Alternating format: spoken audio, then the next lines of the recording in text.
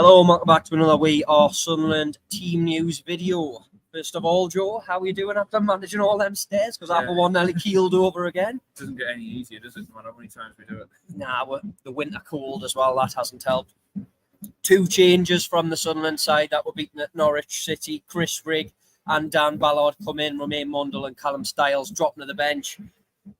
I mean, there's only really one sort of talking point, and that's a big show of faith in Chris Rigg, handing him his first start against Leicester City, who top of the league. Yeah, big show of faith. It's something that I think a lot of fans and I think ourselves as well have been calling for. He's come on, he's impressed, and it's been one of them where I think a lot of people have wanted to see more of Chris Rigg. He's sort of bits of him in the first half of the season where he looked lively. Obviously, the goal against Southampton, then it kind of has been phased out a little bit. Couple of substitute appearances in recent weeks, and there's no time like the present for him to start. Things have obviously not been going well for Sunderland in recent weeks. 4 defeats on the spin. Why not try something new? There's plenty of energy in there. I think the last time we were here against Swansea, I'd mentioned how supporters are going to need something like Chris Rigg starting. A player coming through the ranks, someone like him to sort of feel enthused at the moment, because it does feel as though the mood's quite downbeat. Real show of faith, and I think everyone will be really interested to see what he's going to perform like, but also where he's going to play.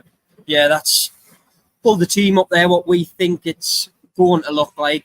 I mean, we certainly think Job and Rigg, they won't be wingers, they'll be in sort of 10 positions, I would have thought, unless Dodds decides to go with 2 up top and Job and Hemia. He's brought Chris Rigg off the bench and onto that right-hand side in the last couple of games. It's interesting, I think, that he's gone with Rigg just for his energy today. He spoke about having a focal point in Hemia at Norwich. Again, Rigg impressed when he came off the bench down there.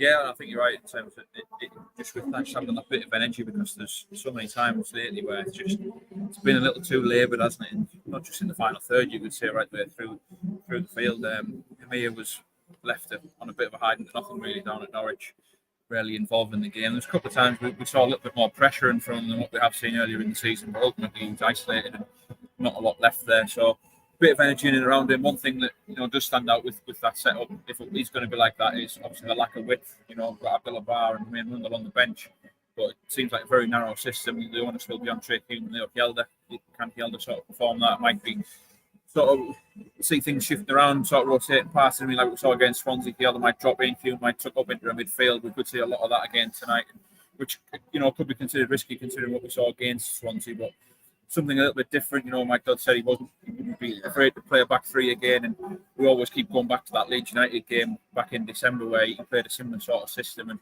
it really stood out that night, and I think he'd be hoping for similar here tonight. Yeah, I mean, Dan Ballard obviously going straight back in, I mean, to the surprise of absolutely nobody, isn't it, really? I mean, he's been one of the best performers for Sunderland. Mike Dodds, interestingly, compared him and said that he's one of the best defenders in the league, and I mean, we've just taken a look at the stats before the game, and he comes out on top in pretty much all of them. He's right up there as one of the best defenders in the league, and it comes as no surprise, does it, to see him go back in there? No, absolutely not. I think, again, the last 2 games, sort of shown Sunderland have missed him, particularly obviously that Swansea one. We talk a lot about Jack Clarke and how he is Sunderland's talisman, and he grabs so many headlines for his goals, his assists, his progressive carries, dribbles into the box and things like that. But when it comes to just I don't want to say basics, but your rough and tumble of the game, no nonsense stuff, Dan Ballard is right up there, and he's another one who Sunderland will potentially struggle to hold onto. And so he's made a real impression in these 2 years, 2 seasons rather, at the Stadium Light. Certainly no shortage of clubs looking out for him in the summer, and it'll be another one that Sunderland, like I say, they'll struggle to keep hold of, and it's really important for him to be back in the team tonight, especially against such a potent Leicester attack. Just looking at their front three, 30 goals, all 3 of them scored 10 in Vardy, Mavidi and Dewsbury Hall. Real sort of threats from all over the pitch from Leicester, as you'd expect from the team top of the league. Yeah, I mean, it's something that I said just to you beforehand. I mean, the strength and depth of that Leicester side.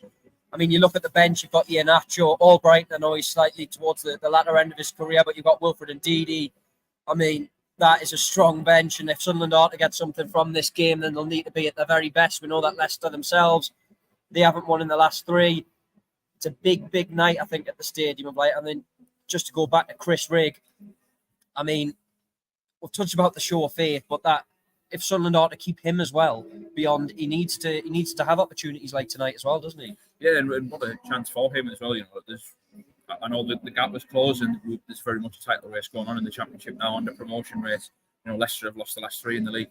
But what an opportunity for Chris Rigg to come up against a side who, obviously, in the Premier League recently could be there again. Yeah. You've just named off some of the players that he could be going up against. What a chance for him to come in and impress in this team. Yeah, certainly. I mean, he's somebody that I have been surprised that he hasn't started as many games until now. I mean, obviously, we know he had that injury when he came back from international duty with England. But tonight, nights like this are when you can stand up and you can sort of make a name for yourself. And I think we'll get onto this in a little bit, but just how young he is to be playing, professional football in the Championship at this level is such a huge achievement. I mean, we all know he's good enough.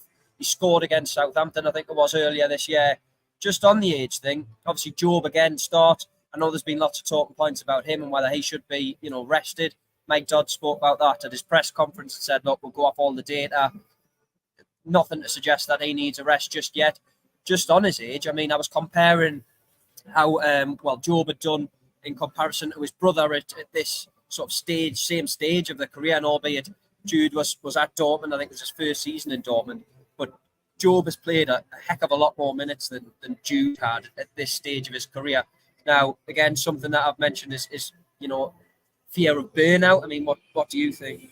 No, I mean, it's one that's rumbled on for a number of weeks now, and you can understand why fans say that, but at the same time, it could just be a case of a player just being a little bit out of form, which is going to happen with a 17 and 18-year-old lad in his first full season at this level. That is going to happen.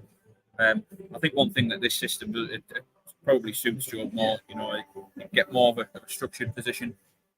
Playing alongside Chris Rigg might just sort of add a little bit more enthusiasm. Because one thing that Chris Rigg's going to come into that, he's going to have no fear coming into this. You don't really know fear at 16, 17-year-old, do you? So that might ignite a little bit of what we saw from Job at the beginning of the season, when there's obviously a lot of, I don't want to say hopes and expectations put on, but there was a lot of enthusiasm around him because he started the season so well. Yeah, he's found a difficult patch, but you could go through a number in the team who have found a difficult patch at the moment, sort of since the change of manager, going back into December, really, given the form. So yeah, the club obviously dictate a lot of their details and things on stats and their starting lineup, and they obviously feel that Job his metrics and his numbers are not where they are going to be in terms of needing a rest. So you've got to go by that. Yes, the form debate is something that everyone can have, up and down in the stadium, in the pubs before the game and after the game. But ultimately, that's the way that Mike Dodds has gone. And it's another chance for him to sort of put the doubters wrong. Just on that as well, you're speaking about putting the doubters wrong. I mean, that first half against Swansea was a bit of a mess, and they'll have had more time to work on things, albeit not a lot of a turnaround from Carrow Road.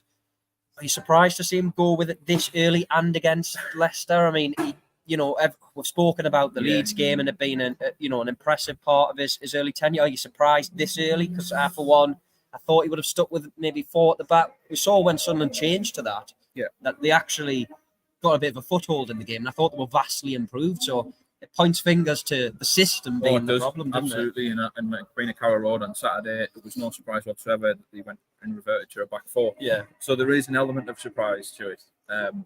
But like I said earlier, we keep going back to that Leeds United game, and I think obviously Leicester are a similar calibre team that they've set up in a similar way as well. Certainly since the turn of the year, I think they've tended to favour sort of 4-2-3-1. Yeah. So Leeds set up that night as well. So as much as we go on about that fixture, and Mike Dodds has been questioned and asked and answered questions on that fixture as well, I do think that will have had a lot of say in how he's lined up tonight. And you've got to sort of back yourself as well. Yes, the Swans first half just did not go to plan at all, but you've got to back yourself in terms of saying that it can work. And Dan Ballard is obviously a key ingredient of that. Yeah, obviously, we've said there you are Carrow Road. Hamir starts again. Are you surprised at all with that? A little bit. I'm pleased that he has in a way, because how long have we said it for that you need sort of continuity in being given a run of games up there. He offered a bit of a focal point, if you put a Rusyn in there or a Burstow, it perhaps changes the dynamics of how someone can play tonight.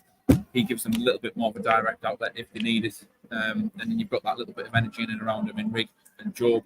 Like I said, the one thing that is concerning is the lack of width. There's a lot said about getting crosses into the box. If you're going to play Hamir, can you play the strengths in terms of getting balls into the box for him as a striker to run out to? Where they're going to come from, it looks as though there might be a lot of stuff off the shoulder. So you know, it'll be interesting to see how it works out. Obviously, Roofson on the bench, and like I say, Mundell to come on and perhaps provide some width depending on how the game's gone. Yeah, that's great. Thanks for joining us again. We are Sunderland. It's a place to be for red and white news. You can head over to our website and subscribe. It's just £1 for 6 months of coverage. Thanks for joining us. We'll have all the reaction from the game after the final whistle.